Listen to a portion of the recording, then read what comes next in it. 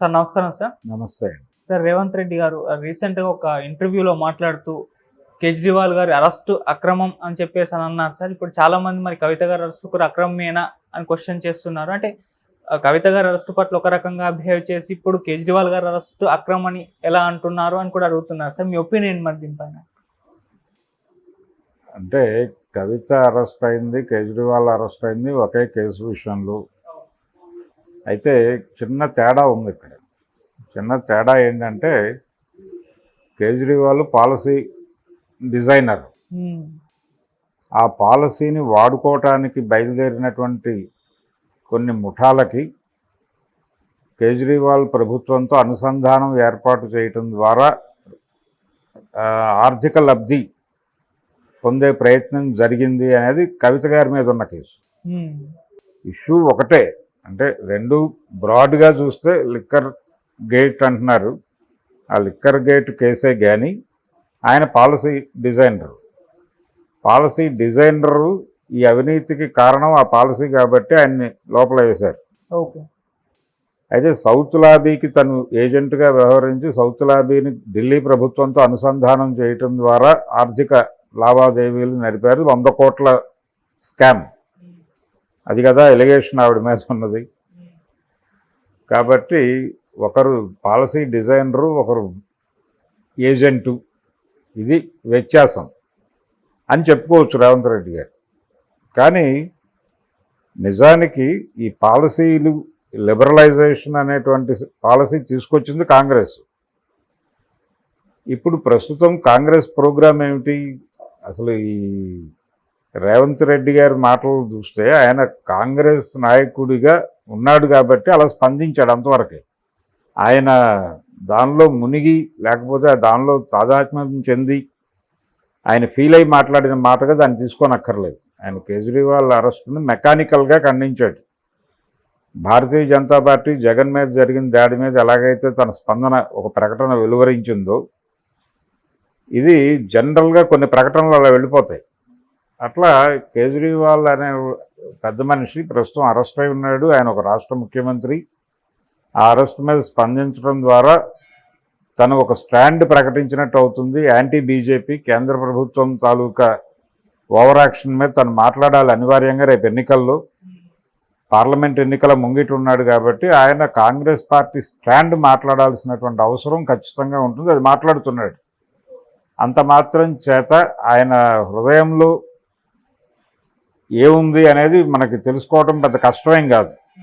ఆయన రేపు పొద్దున కాంగ్రెస్ పార్టీకి ఏదైనా చెడు జరిగి పబ్లిక్ మూడు యాంటీ బీజేపీ నడుస్తోంది, వాళ్ళు బయటికి ఎంత అనుకూలంగా ఉంది, రామరాజ్యం మరో రాజ్యం అని చెప్పుకున్నప్పటికీ బయటికి మాట్లాడలేదు. కానీ జనాలు యాంటీ బీజేపీ ఉన్నారు. రకరకాల కోపాలు ఉన్నాయి వాళ్ళకి. పర్టికులర్గా మైగ్రేట్ అయ్యి వచ్చేసినటువంటి మైగ్రేట్ అయ్యి వచ్చేసి ఇక్కడ లేబర్ ధరలు పడేశారు, కూలీ రేట్లు పడిపోవడానికి కారణం ఈ మైగ్రేట్ అయ్యి వస్తున్న వాళ్ళు అనేది చాలామంది మనసుల్లో గూడు కట్టుకొని పోయినటువంటి భావం. దీనికి కారణం బీజేపీ ప్రభుత్వం. కేంద్రంలో బీజేపీ ప్రభుత్వం దగాకోరు పాలన చేయటం వలనే అక్కడి నుంచి జనాలు ఇక్కడికి మైగ్రేట్ అయ్యి వచ్చేస్తున్నారు. ఈ వచ్చేస్తున్నటువంటి వాళ్ళు ఎంతకైనా పనిచేస్తున్నారు. దాంతో తాము ఒక న్యాయమైనటువంటి కూలీ డిమాండ్ చేస్తే, నువ్వు అక్కర్లేదు బీహార్ నుంచి చాలామంది ఉన్నారు, నేను పెట్టుకుంటాను 400కే అని ఆ యజమాని అనే పరిస్థితి ఉందని చాలామంది కూలీలు ఓపెన్గా మాట్లాడుకుంటున్నారు. నిజానికి ధరలు పెరిగినాయి. ఉదాహరణకి రైల్వే స్టేషన్లో, సికింద్రాబాద్ రైల్వే స్టేషన్లో పార్కింగ్ ఉంది. పార్కింగ్ ఫీజెస్ విపరీతంగా పెంచారు. అంటే గంటకు 20 రూపాయల చొప్పున. మీరు ఒక పని మీద మార్నింగ్ వెళ్ళి ఈవినింగ్ వచ్చేసిన వాడికి 12 గంటలకి, అంటే 14 గంటలు టైం తీసుకుంటే 260 రూపాయలు కట్టాలి. మీకు ట్రైన్ టికెట్ ఛార్జ్ అంత లేదు. అంటే సినిమా థియేటర్లో ఎలాగైతే టికెట్ రేట్ కంటే పాప్కార్న్ రేట్లు డబుల్ ఉన్నాయో, అలాగే 100 రూపాయలు ట్రైన్ టికెట్ కొనుక్కుని వెళ్ళి 100 రూపాయలు ఇచ్చి మళ్ళీ వెనక్కి వచ్చేస్తాడు. 200 జర్నీ చేశాను అనుకుంటాడు. కానీ అక్కడ పార్కింగ్లో బండి పెడితే అడిగి 300 అవుతుంది ఆ పరిస్థితి. అయితే అక్కడ ఉన్నటువంటి ఆ టికెట్లు చింపేవాళ్ళు వాళ్ళు ఉంటారు.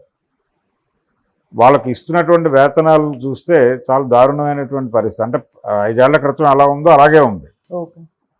మీరు అంత తక్కువకి ఎందుకు పనిచేస్తున్నారా, ఇంత రేట్లు పెంచిన తర్వాత కూడా అని అడిగితే, మేము మానేస్తే అంటే మమ్మల్ని మేము తప్పుకోవాలని వాళ్ళే చూస్తున్నారండి. 400కే రావడానికి వాళ్ళు సిద్ధంగా ఉన్నారు బీహార్ వాళ్ళు.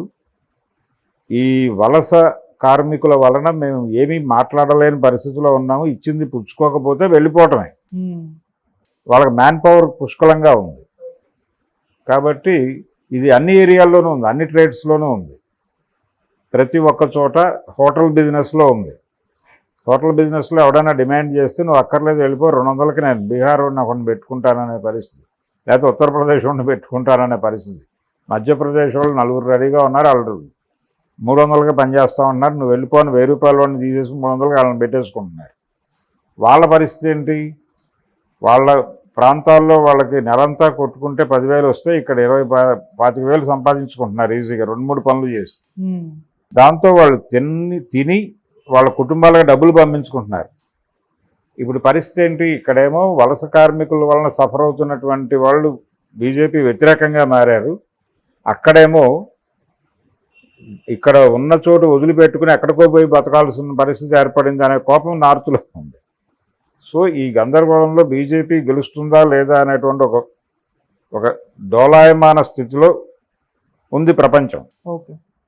ఒకవేళ బీజేపీ భారీ మెజారిటీతో గెలిస్తే, వాళ్ళు చెప్పినట్టుగా 400తో గెలిస్తే, ఈయన మోడీ గారు ప్రో బీజేపీ అంటే ఈయన రేవంత్ రెడ్డి ప్రో బీజేపీయే వ్యవహరిస్తారు. అంటే వాళ్ళు వ్యాపారాలకు భంగం కలగకుండా తను కాంగ్రెస్ పాత్ర పోషిస్తూనే వాళ్ళకి సహకారం అందించే అవకాశం ఆ మూడు ఉన్నటువంటి మనిషి. ఆయన తన పొలిటికల్ పబ్బం కోసం ఏదైనా చేయగలడు కాబట్టి ఈ ఎన్నికల్లో తెలుగుదేశం పార్టీ పోటీ చేయట్లేదు. ఇక్కడ రేపు పొద్దున్న చంద్రబాబు నాయుడు గారినే ఏజెంట్గా వాడి బీజేపీతో ఒక అనుసంధానం కుదుర్చుకోగలడు ఆయన. అది గెలిచేస్తే, ఒకవేళ గెలవకపోతే తన పార్టీ తనకే ఉంది. ఒకవేళ కాంగ్రెస్ వాళ్ళు అదే ఇండియా కూటమి అధికారంలోకి వస్తాయి, ఎలాగూ తన ఇండివిజువల్ స్టాండ్ తనకు ఉంటుంది. ఈ డ్యూయల్ గేమ్లో భాగంగా ఆయన కేజ్రీవాల్ అరెస్టు మీద తీవ్రంగా మండిపడి తన కాంగ్రెస్ పాత్రను పోషించాడు. అది ఆయన ఒరిజినల్ క్యారెక్టర్ కాదు. ఒరిజినల్ క్యారెక్టర్ అయితే అప్పుడే మాట్లాడేవాడు. కవిత అరెస్టు మీద కూడా ఆయన ఇంకొక స్టాండ్ తీసుకుని మాట్లాడేవాడు. నిజానికి అలాంటి పాలసీలు అన్ని చోట్ల ఉన్నాయి. ఇక్కడ కూడా లిబరలైజేషన్ కాంగ్రెస్ పార్టీ పుణ్యమే కదా. అది కాంగ్రెస్ పార్టీ చూపించిన మార్గంలోనే కదా కేజ్రీవాల్ నడిచింది, బీజేపీ నడిచింది. దీన్ని యాక్టివ్గా అమలు చేయటంలో సిద్ధహస్తుడుగా ప్రూవ్ అయిన వాడు చంద్రబాబు నాయుడు. కానీ ప్రోగ్రామ్ డిజైన్ చేసి మొదలుపెట్టింది పివి నరసింహారావు, మన్మోహన్ సింగ్లు. వాళ్ళు డిజైన్ చేసిన పద్ధతిలోనే ప్రతి చోట ప్రతిదీ అమ్మేసుకుంటూ వెళ్తున్నారు. అంటే డిజిన్వెస్ట్మెంట్ చేసుకుంటూ వెళ్ళిపోతున్నారు, పెట్టుబడుల ఉపసంహరణ చేసుకుంటూ వెళ్ళిపోతున్నారు. అదే చేయాలనుకున్నాడు ఆయన కూడా. పెట్టుబడుల ఉపసంహరణలో భాగంగానే ఆయన లిక్కర్ ఏరియాలో ప్రభుత్వం తాలూకా పాత్రను తగ్గించుకోవాలని ఒక పాలసీ డిజైన్ చేసి దాని మీద గందరగోళం చేశారు. బీజేపీ వేరే ప్రోగ్రాం కోసం చేసింది. అది తప్పని కాదు, వాళ్ళు చేస్తోంది అదే. పోర్ట్లు ఎయిర్పోర్ట్లు అన్నీ అదానికి ఇచ్చారనే స్కామ్ ఉంది కదా, వాళ్ళని ఎత్తిన అలాగూ ఏం ప్రయోజనం పొందుతున్నారు మీరు అని. కాబట్టి రేవంత్ రెడ్డి గారు కూడా ఒక పరిణతి చెందినటువంటి రాజకీయ నాయకుడిగా ఇక్కడ తన పొలిటికల్ పబ్బం కోసం కవిత గురించి మాట్లాడకుండా దాన్ని అడ్డం పెట్టుకుని వాళ్ళ మీద దాడి చేసే పద్ధతిలో మాట్లాడుతూ, కేటీఆర్ మొన్న ఒక మాట అన్నాడు, కొన్ని నియోజకవర్గాల్లో బీజేపీ అభ్యర్థుల గెలుపుకి దోహదపడేలాగా కాంగ్రెస్ అభ్యర్థుల ఎంపిక చేశాడు ఈయన అని. అది జరిగి ఉండే అవకాశం లేదు అనుకోవడానికి వీల్లేదు. వీరు అలా బిహేవ్ చేసే వ్యక్తే. అంటే డ్యూయల్ రోల్ ఉంది ఆయనలో, ఇద్దరు ఉన్నారు. ప్రతి ఒక్కళ్ళు అపరిచితులు ఇప్పుడు పొలిటికల్ ఏరియాలో. ఎవరు స్ట్రైట్గా ఒకే అభిప్రాయంతో ఒకే ప్రోగ్రాం మీద ఏ రాజకీయ నాయకుడు లేడు. ఆ డ్యూయల్ మెంటాలిటీతోనే ఆయన కేజ్రీవాల్కి సపోర్ట్ చేసినట్టుగా మాట్లాడాడు.